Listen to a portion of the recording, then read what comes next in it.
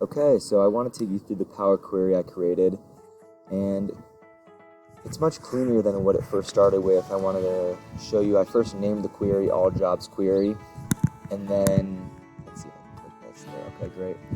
And I want to show you the right side here. So I removed columns, I changed the city and state, I split those up, and then eventually we made our way over to internship, and we wanted to get rid of those.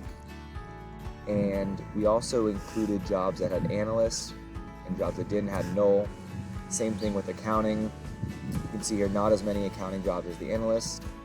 And then again with communications. And communications was most prevalent. So as we move on from the query, we can close and load the actual dashboard I created. So this dashboard shows that 218 of the 577 jobs that we trimmed were included in the job title. That's a 39% ratio of jobs that are analysts, which is pretty high. Only 51 of those jobs are associates, 35 were banking, and 186 were accounting.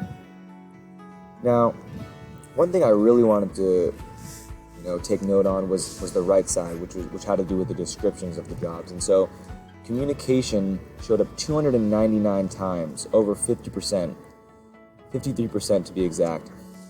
And technical only showed up 114. This is only 20%. It's clear that we need to focus on changing our curriculum to communication, which is exactly what this class is doing. Even though we need to be strong technically, we can still have great communication skills that will eventually help us land and secure that great job.